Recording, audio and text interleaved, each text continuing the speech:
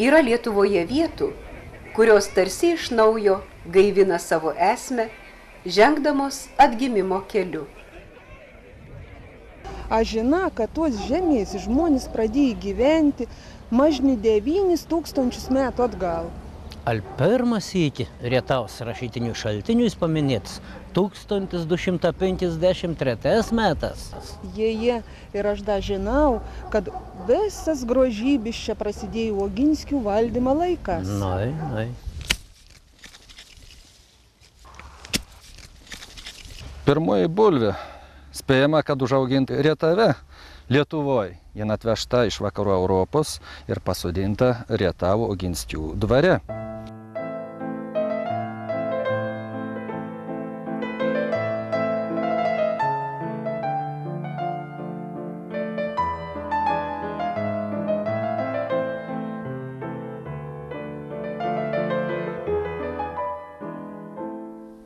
VIII amžiuje švedų vikingai, pakviesti Ilmenio slavų kurti kunigaikštystę, ten nuvyko. Tai jų atšaka, kilusi iš Kozelsko, dovanojo kunigaikščių Oginskių dinastiją, palikusią gilų pėdsaką Lietuvos, o ypač Rietavo istorijoje ir kultūroje.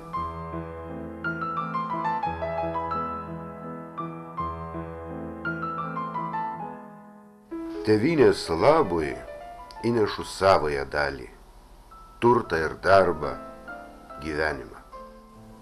Tuos žodžius 1794 balandžio 29 ištarė savo gyvenimą tėvynei paskyręs žymiausias Oginskių Mykolas Kleopas, valstybės veikėjas, kompozitorius, literatas. Už savo drąsą caro nuteistas myriop, bet išvengė bausmės išvykdamas iš tėvynės.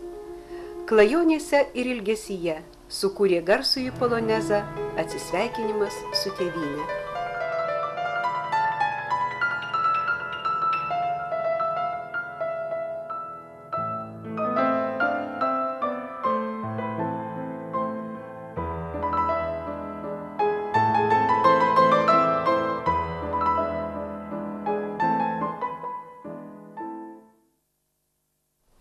Žmogus neatsitiktinumo padarinys, jis negimsta be prasmės. Atidžiai įsiklausyk į žodį gyvenimas. Tai ne tik gyvenimo darbas, kas yra visų gyvųjų pridermė, bet ir gyvenimo menas. Todėl reikia susimastyti apie esminius jo tikslus ir priemonės jiems pasiekti.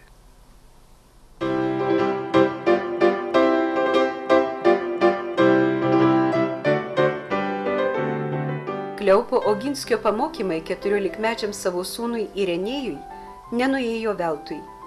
Įsiklausydamas į juos, kunigaikštis Irenėjus Oginskis, vienintelis iš stambiųjų Žemaitijos dvarininkų pamėgęs žemaitišką kalbą ir to išgarsėjęs visoje Lietuvoje, Rietave įkūrė pagrindinę rezidenciją, perstatė miestelį, pastatė prabangius rūmus, įrengė parką, jame sodino daugybę medžių, atvežė fazanų, įkūrė žvėryną. Parko tvenkiniuose plaukiojo gulbės. Puošnumu ir prabanga dvaras garsėjo visame Pabaltijyje.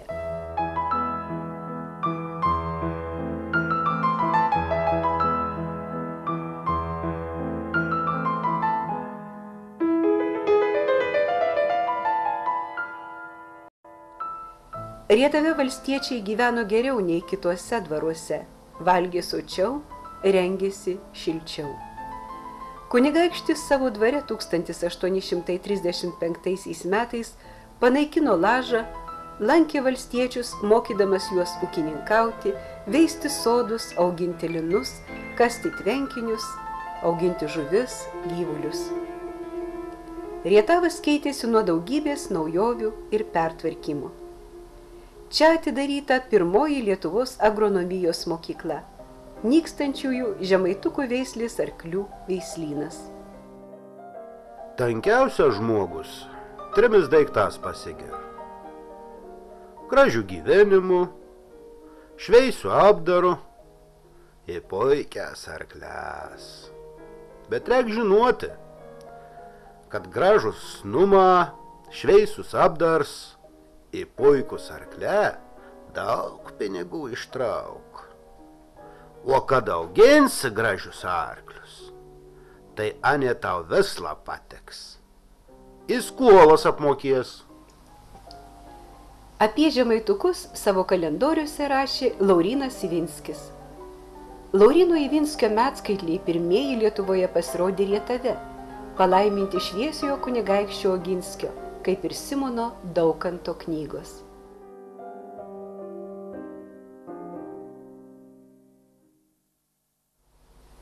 Už paramą 1831 metų sukilimui, nukreiptam prieš carinę priespaudą, Irenėjus Oginskis, kaip ir jo tėvas Kleopas, vos išvengė mirties bausmės.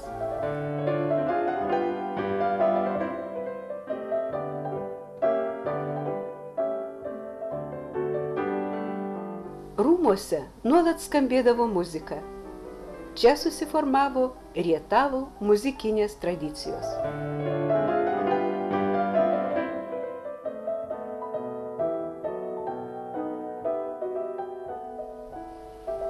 Minėti darbai dar ne visi nuveikti Rietavo krašto garbiai ir naudai. 1863 vyskupui Motiejui Valančiui pašventinus kertinį akmenį pradėta statyti naujoji neoromantinio stiliaus Rietavo bažnyčia, projektuota architekto Gonsovskio. Ši lotyniško kryžiaus plano bazilika yra viena gražiausių Lietuvoje.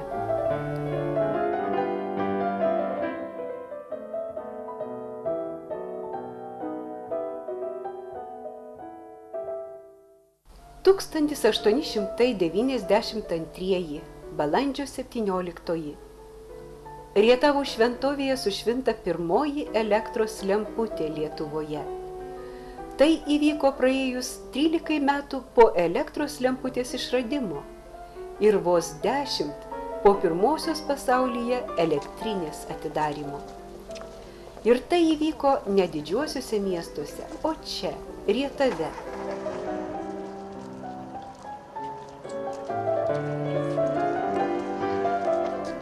Kai užsidegė elektra bažnyčioje, į Rietavą važiuodavo pasižiūrėti šitos šviesos iš visų Žemaitijos kampų, pasakojo to meto liudininkai.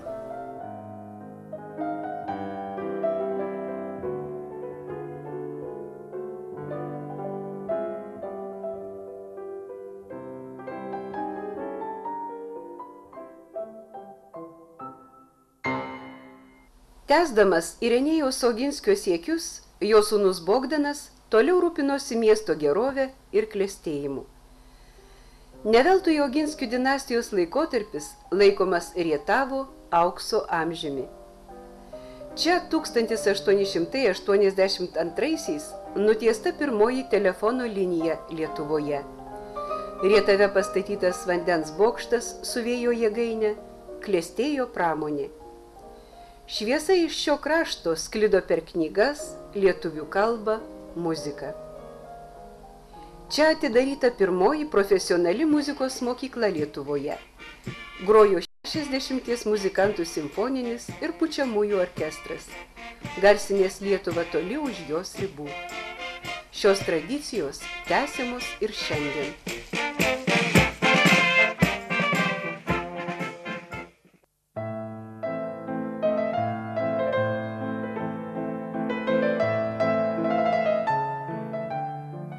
Gaila, tačiau negailestingas laikas ir aplinkybės nušlavė dvarą.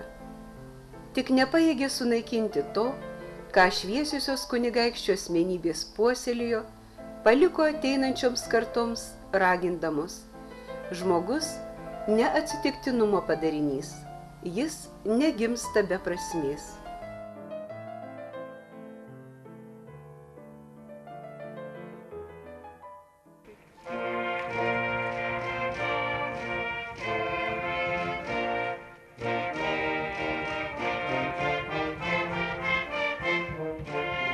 Tik per stebuklą iki šiol Rietave išliko buvusios dvaro profesionaliosios muzikos mokyklos ir jos mokinių bendrabučio pastatai. Dabar čia įkurtas Rietavo muziejus. Rietaviškiai neleidžia prapulti atminimui, nušluostant nepelnytai užgulusias laiko dulkes nuo asmenybių, siekusių šiam kraštui pažangos, šviesos ir kultūros. 2006 m. rudenį surengtas pirmasis Oginskio festivalis.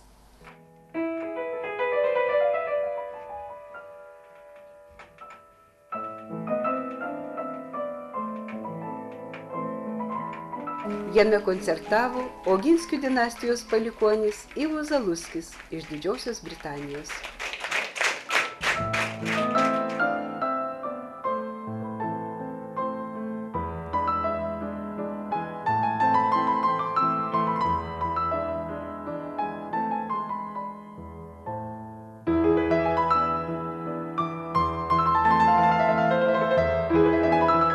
Oginskių dvasia tvyro parko alėjose, išlikusiuose dvaro pastatuose, žmonių, keliančių šios vietos didingumą širdyse.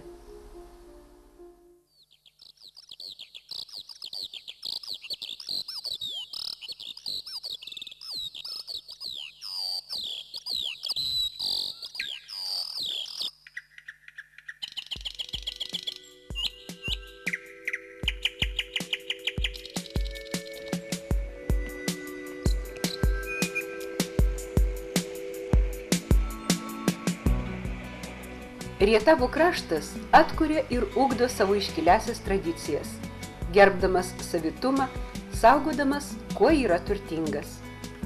Puikios idėjos, geri darbai ir tikėjimas žmogaus galia, jo ateitimi, kaip Oginskių palikimas, ateina į šias dienas.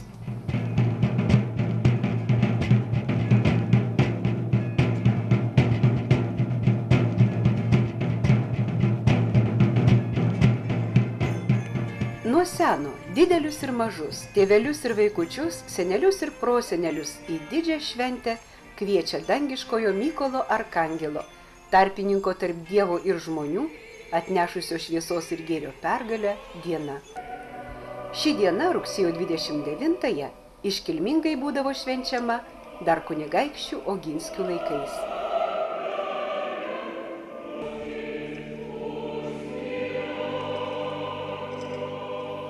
Rietavo bažnyčia prisipildo visuotinio troškimo šviesos, gėrio, atlaidumo ir ramybės. Čia susirenka krašto vaikai iš visų šalies kampelių. Bendruomenės akivaizdoje bažnyčioje pasirašomos svarbios sutartys dėl gražesnės, prasmingesnės ateities.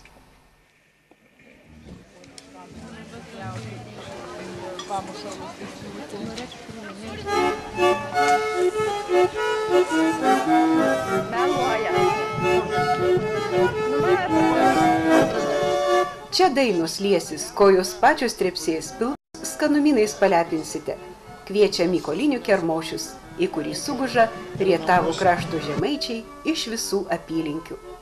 Rodo, kokį derlių užauginę, gaspadinės vaišina gardžiomis gėrybėmis, gaspadoriai alumi, amatininkus ir meistrus jų darbai giria.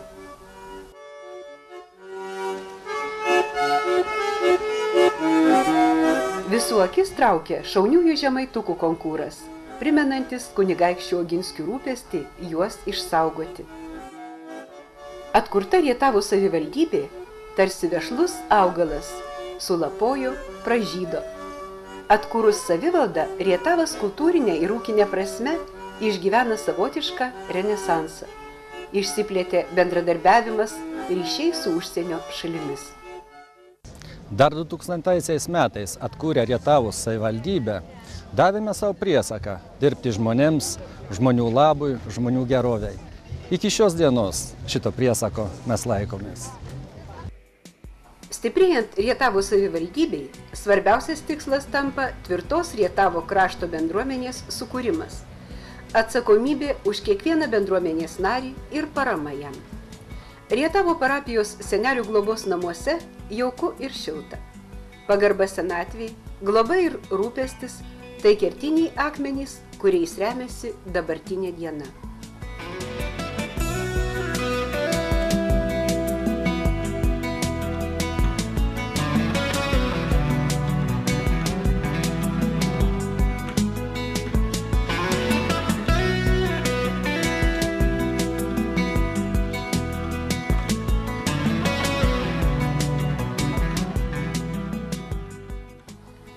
Daugybė pavyzdžių rodo Rietavo kraštą žengianti tvirtus žingsnius į ateitį. Savivaldybės teritorijoje, kuri užima 586 kvadratinius kilometrus, gyvena 10 600 žmonių. Bedarbystės krašte beveik nėra, nes Rietavo savivaldybėje veikia daugiau kaip 320 pramonės įmonių, per 1500 ūkininkų ūkių valdų.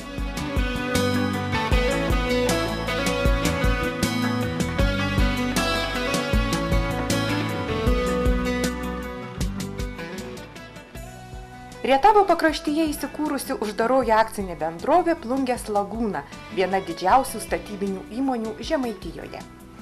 Jis specializuojasi hidrotechninių statinių, kelių ir tiltų, inžinerinių tinklų, vandens valymo įrenginių, melioracinių sistemų ir kitų ekologinių objektų statybos, rekonstrukcijos ir remonto darbų srityse. Užsakovams kasmet perduodama keletas stambių objektų visoje Lietuvoje. Bendrovės techniniai pajėgumai vieni moderniausių Žemaitijoje. Plungės Lagūna 2002-aisiais paskelbta nacionalinio kokybės prizo konkurso nugalėtoja.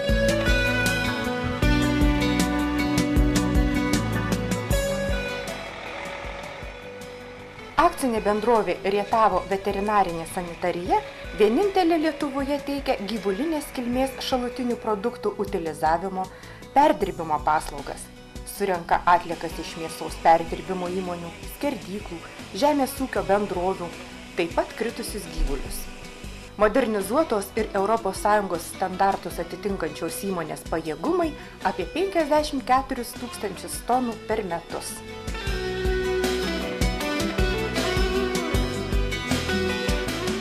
Nors uždaroji akcinė bendrovė Sauslaukio statyba susikūrė neseniai, bet jau žinoma kaip statybinė organizacija, dirbanti gerai ir kokybiškai. Sauslaukio statyba atlieka bendruosius statybos darbus, stato inžinerinius statinius, tiesia gatves ir kelius. Įmonėje dirba patyrę ir atestuoti statybos vadovai, kvalifikuoti meistrai.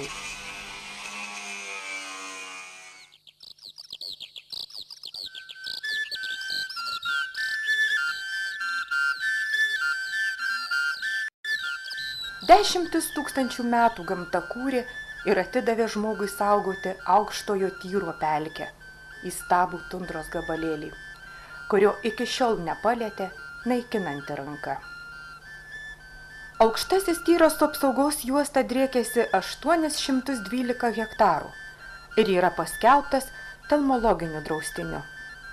Jame saugomas itin vertingas Žemaičių aukštumos pelkių kompleksas su retų ir nykstančių augalų bei gyvūnų buveinėmis. Rietavo miškų urėdijos miškai, kurie savivaldybės teritorijoje užima 27 018 hektarų, yra būdingi kalvotajai Žemaitijai. Jiems priskiriama retų augalų, paukščių, išskirtinių vandens telkinių, unikalių kraštovaizdžių, dar ne visų aptiktų gamtos paminklų gausa. Urėdijos specialistai kelia dar daug neatsakytų klausimų, ką saugo girių paslaptys. Iš Rietavo ir į Rietavą įvairiais maršrutais kasdien suka per 150 krovininių ir keleivių pervežimo mašinų. Rietavas, kurio geografinė padėtis yra itin palanki, ribodamasis su Klaipėdos, Telšių, Plungės, Šilalės rajonais, išnaudoja visas palankes galimybės darbui ir verslui.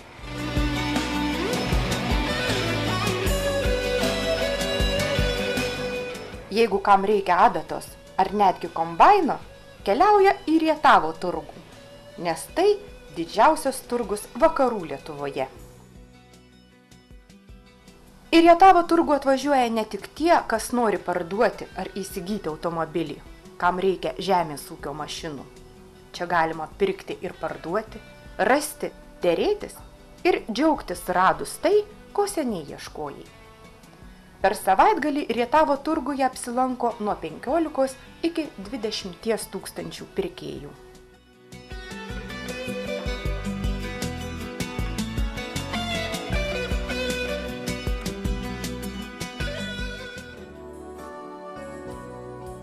Rietavas tęsia švietėjiškas Oginskių dinastijos idėjas. 1859 metais kunigaikščio Irenėjaus Oginskio įkurta agronomijos mokykla, vėliau Žemės ūkio technikumas, dabar Žemaitijos kolegija, vienintelė Telšių apskrityje aukštoji mokykla, kurioje studijuoja per 2000 studentų. Ši mokslo įstaiga vakarų Lietuvoje žinoma kaip turinti didelę patirtį ruošiant specialistus, praktikus. Kasmet jų paruošiama po 650. Jauki, visada maloni ir tvarkinga aplinka sudaro palankės sąlygas studijoms ir poilsiui.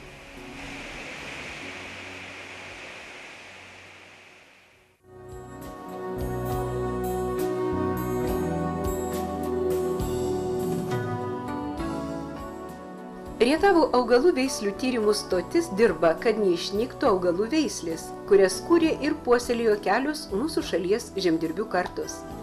Nes viskas prasideda nuo atrankos ir apsaugos.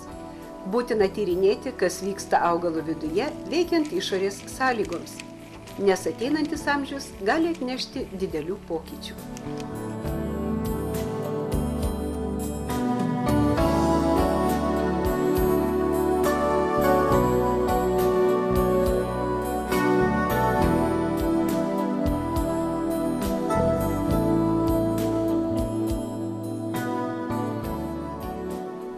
Rietavui atkūrus savivaldą sudarytos 5 seniūnijos – Rietavo miesto, Rietavo, Daugėdų, Medingėnų ir Tverų.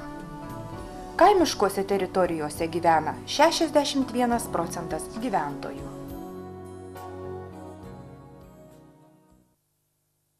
Tylos, ramybės, žmogaus ir gamtos darnos pasiilgę šių dienų miestiečiai krypsta į Lietuvos kaimą, kurių kiekvienas savitas unikalus. Pasukęs į Daugėdus, keleivis sustos pasigrožėti eikliaisiais elniais. Nenuostabu, jei kelią pastos juodmargių banda. Daugėduose didžiausia Rietavo savivaldybės žemės ūkio bendrovė Minija.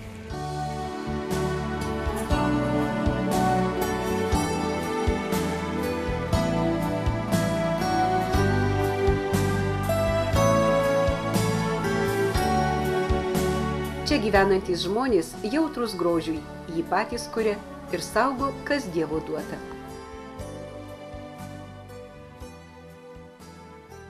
Girk varna žolis, doris, to bernelis be keporis, to bernelis be keporis. Oi, berneli, ko tu stovi, ar tu monis nori, ar tu monis nori.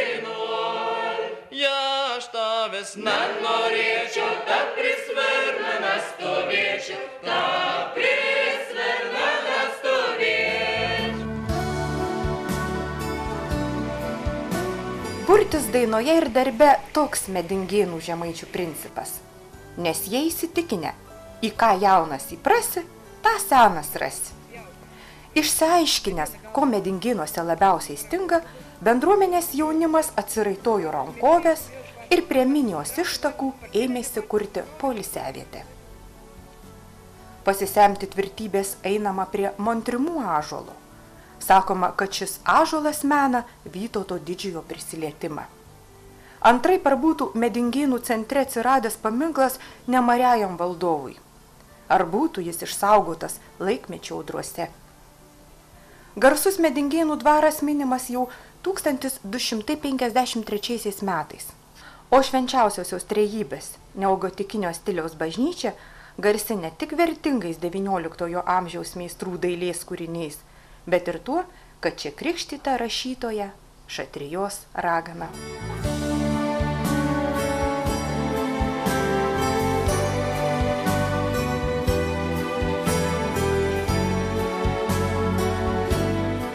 Neįmintomis paslaptimis šioms dienoms atiteko akmenų krūsnys, saulė, laiveliu išdėlioti akmenys. Pagoniškąją praeitį ir žemaičių tvirtybę, kurią gynė kunigaikštis Vykintas, liudija Lopaičių piliakalnis. Senas Tverų miestelis garsus savo šlove. Kelti ir gaivinti savo istorinę praeitį, savo esmę, praskleisti laiko užuodangas, įminti amžių paslaptis, tokius uždavinius savo iškėlė Tverų miestelio bendruomenė. Tverų švenčiausios mergelės Marijos apsilankymo bažnyčia viena didžiausių medinių bažnyčių Lietuvoje.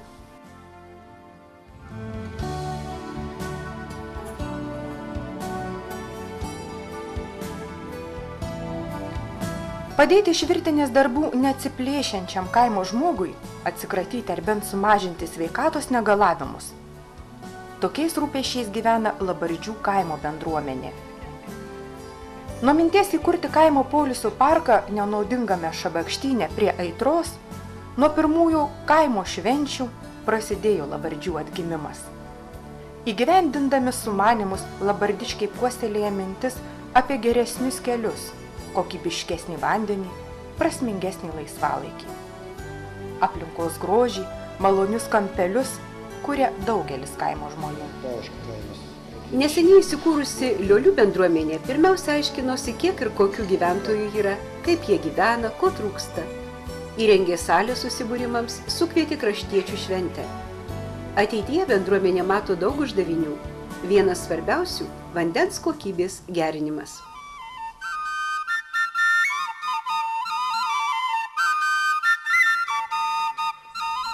Puoselėti tradicijas nuo mažens. Toks rietaviškių principas, kuris suteikia ne tik išgyvenimo galimybę, bet ugdo kūrybinės jėgas, skatina tobulėti.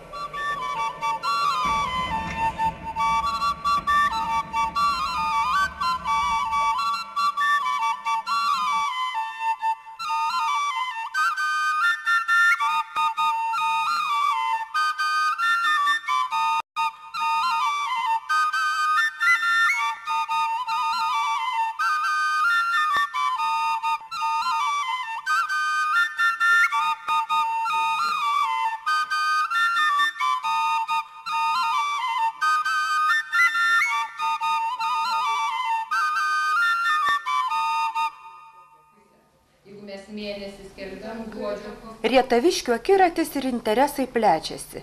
Didėja noras kuo daugiau žinoti, mokytis visą gyvenimą, būti įdomiais savo ir kitiems.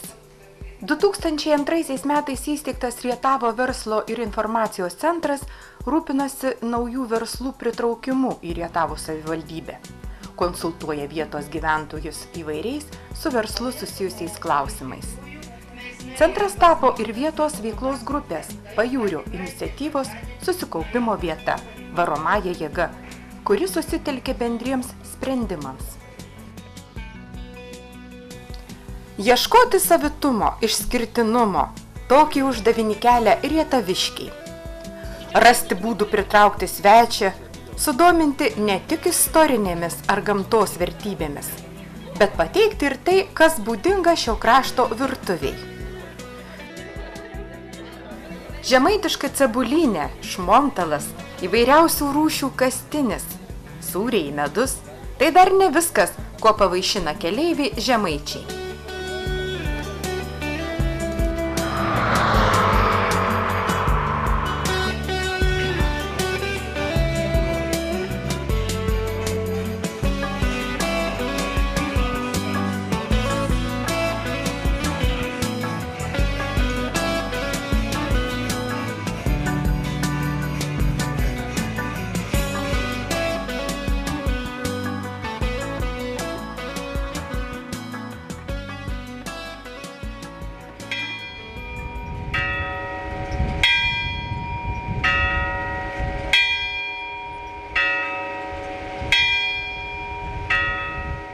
Rietavas žengia atgimimo, renesanso keliu. Brangindamas praeitį, pasitinka ateitį. Tai liudija išsaugoti ir vėl gyvenimui prikelti varpai. Tegu jų garsas sklinda toli. Apie tai, kad čia gyvena žmonės nepamiršę savo ištakų. Suprantantys, kad rytojaus diena yra praeinančiųjų atspindys.